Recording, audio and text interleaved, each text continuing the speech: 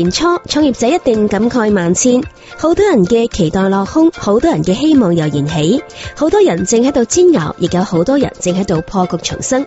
毫無疑問，我哋正喺度經歷住一個機遇與挑戰並存嘅時代，而創業者依舊係推動社會進步同經濟增長嘅重要力量。2025年新年伊始，科創夢工場節目推出特別策劃，你好，用夢想點亮2025嘅創業者。我哋以時間作為維度，希望通過一個個我哋曾經採訪過嘅創業者，回望過去，展望未來，以2025年嘅新年夢想展示佢哋不凡嘅人生，亦描繪出當下中國年輕人喺困境中拼搏向上嘅精神特質。今日我哋為大家邀請到嘅係香港創業者黃守明。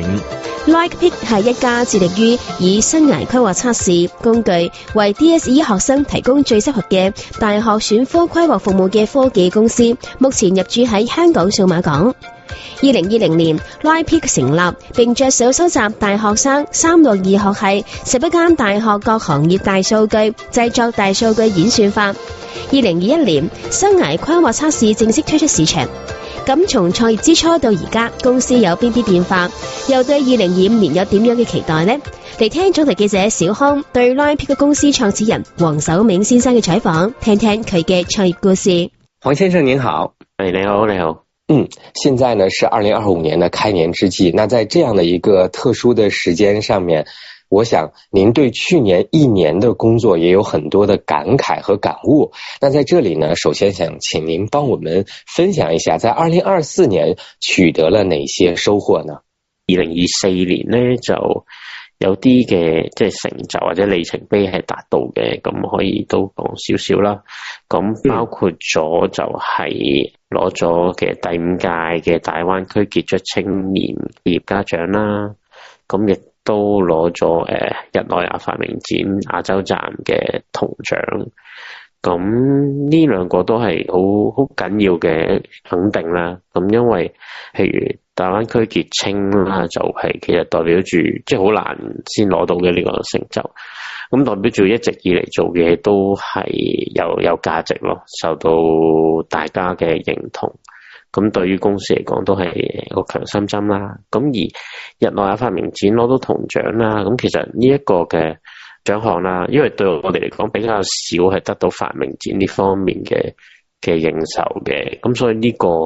係一個對我哋嚟講係一個幾突破性或者係幾一種認同啦，對於我哋即係一個發明上邊一個認同咁樣。咁而另一方面亦都會獲得咗一啲嘅其他獎項，例如係一個叫 IoT Data Hackathon 2024嘅一個創意獎啦。咁其實都係一個有規模嘅比賽嚟嘅，咁都係好難得咁樣可以得到獎啦。咁激大咗一啲嘅隊伍，咁所以對自己都係一個嘅肯定咯。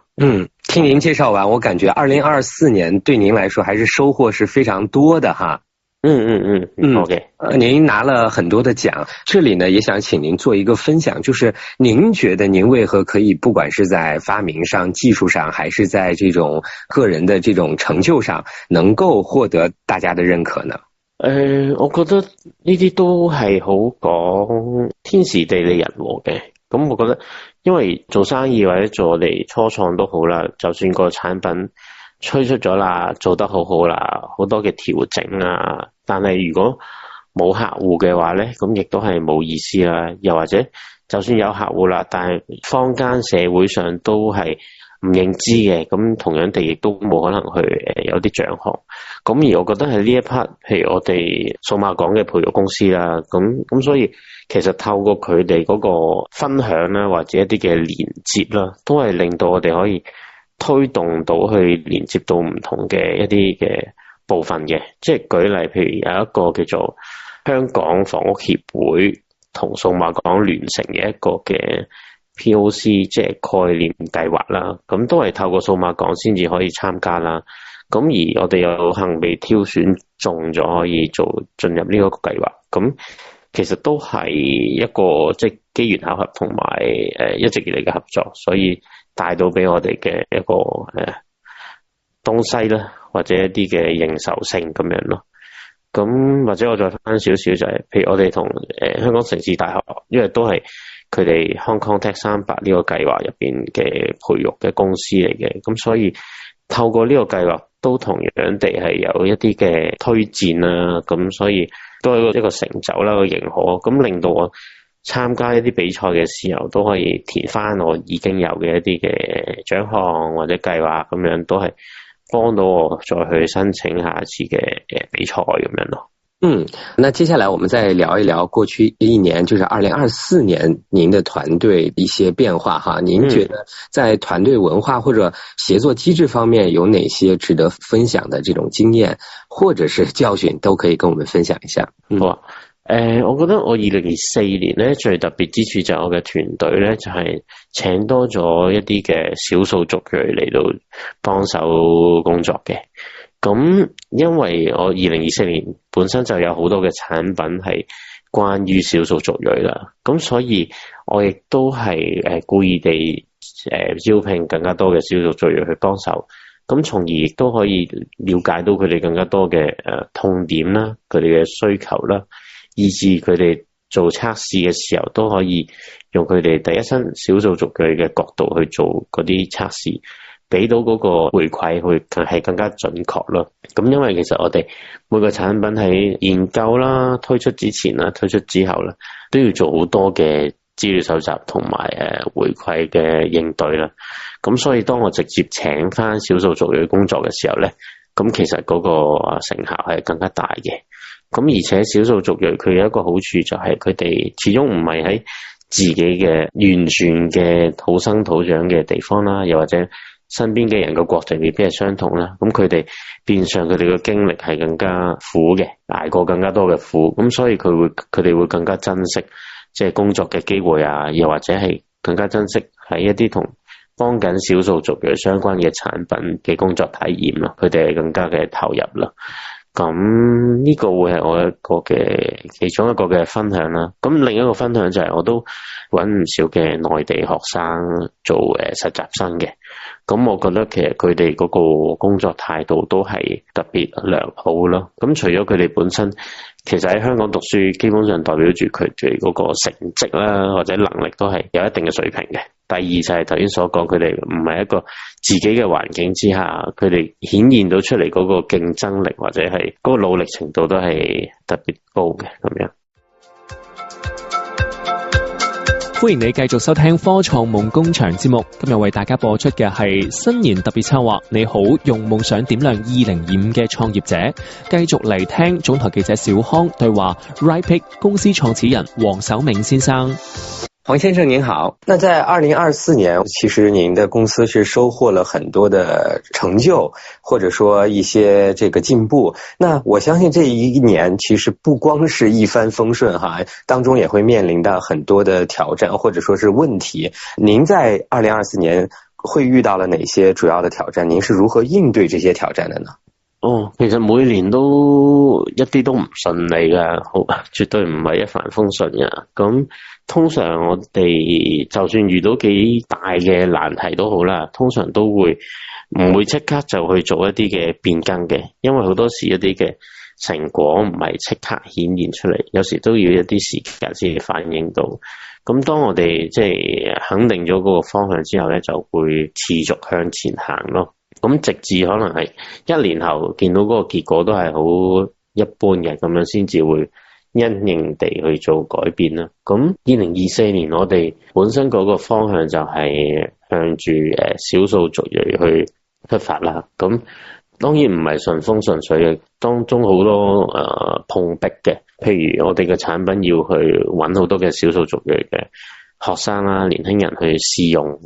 但係初初係特別難揾嘅。就算落街派街招啊，或者做咗好多線上嘅推廣，都未必令到佢哋去用個產品啦。咁就要揾呢啲機構嘅，咁揾啲機構其實都佢哋冇義務去幫手噶嘛。咁所以嗰度都花費咗好多唇舌去鼓勵佢哋去透過機構再俾佢哋轄下嘅會員咯。咁所以其實面臨到好多嘅挑戰嘅時候，都只可以係即係咬緊牙關咁樣去持續去做咯。諗到有咩方向都要去接觸啲少數族裔，譬如落街啊，或者線上啊，或者揾機構啊，或者要好厚面皮咁樣透過自己嘅網絡啊，公司嘅網絡啊，或者數碼港培育計劃嘅一啲嘅推薦人啊，或者城市大學嘅一啲嘅推薦嚟揾到相關嘅人幫手咯。2024年是收穫與挑戰並存的一年哈。對於2025年新的一年又是一個新的起點，您的公司主要有哪些發展的規劃或者說戰略目標要在這一年完成呢？2024年就少數族裔為目標啦，咁2025年呢，咁我會以樂齡科技去做一個大方向嘅，咁目標就係香港嘅一啲嘅長者啦、老人家，咁有兩個原因嘅。第一個原因就係香港老人化都嚴重啦，咁而我亦都特別多嘅了解啦，因為我媽就有眼嘅問題啦，咁導致係眼力就好差啦，即係視障方面就即係係咯。一個視障嘅老人家啦，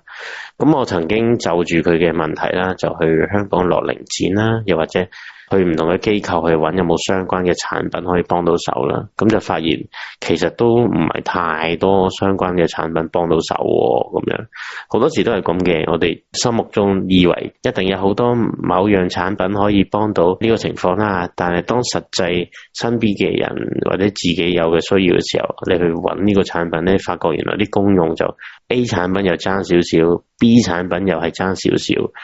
咁所以我嘅目標就係喺2025年咧，直接做到一啲產品幫到樂齡嘅長者啦，總之係呢一方面做一啲嘅人工智能嘅產品啦，確確實實落地去幫到一啲嘅長者咁樣咯。呢個係我嘅大方向啦，即係無論喺社創嘅角度啦，喺社會上幫到更加多嘅老人家啦，私心上亦都係希望幫到自己嘅阿媽咁樣。從自身的經歷出發哈，結合我們香港本地的這種特殊的情況，您在2025年會有一個全新的領域。在我看來，可能之前都是在做青少年這一塊，然後一下子跳到樂齡科技，對於受眾群體年齡的跨度是比較大的。那你在這一塊2025年會有一些，比如說新的部署或者是人員的這種招聘嗎？一定有嘅，即係譬如請人方面，我哋喺即係數碼港嗰邊亦都提供咗一啲嘅請人嘅計劃啦，係無論揾實習生啦，又或者揾一啲畢業生咁樣，咁都可以令到我哋喺財政負擔上面會細啲啦，喺上面嗰個負擔。另外我哋其實係請人嘅時候都可以喺佢哋嘅角度去得益更加多咯，因為每個人都有自己嗰個分享，有時候自己設計產品或者諗一啲嘅用家嘅痛點嘅時候，有啲盲點嘅。當你放開問晒所有嘅同事，叫佢哋好放開地放鬆，分享佢哋嘅心得，或者俾一啲回饋嘅時候，其實係更加好咯，令到嗰啲盲點係可以突破咗，而且佢哋嗰個思考啊，又或者佢哋嘅分享，某程度都代表住香港或者係內地市場嘅一啲人嗰個諗法咯。因為佢哋都有父母，佢哋都有親朋戚友，都會去喺佢哋角度，或者佢都會幫手做一啲嘅訪問啦，問翻佢哋嘅父母啊、兄弟啊、親戚咁樣。咁所以其實就喺招聘上面，除咗嗰個人之外咧，亦都同佢哋嗰個網絡係好有關係咁樣。在2025年，您預測哈，就以樂齡科技來說，這個行業將會有哪些發展的趨勢或者說機遇呢？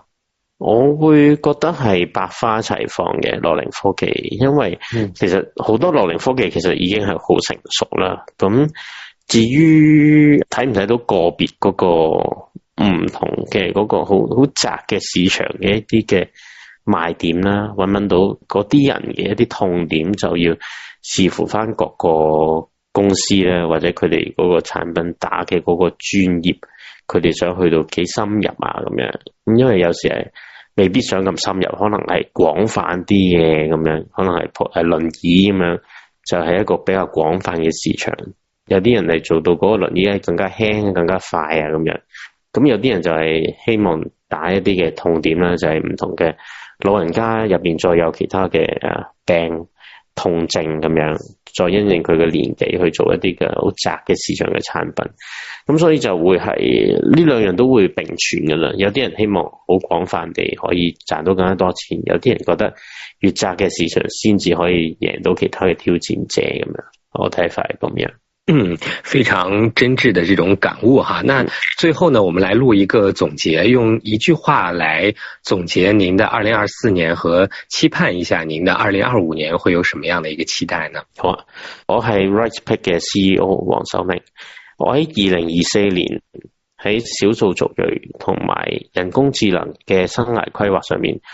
做咗唔少嘅產品，幫到唔少嘅朋友仔。我希望喺2025年喺樂齡科技呢一方面可以做到一啲嘢，幫到更加多嘅老人家。多謝。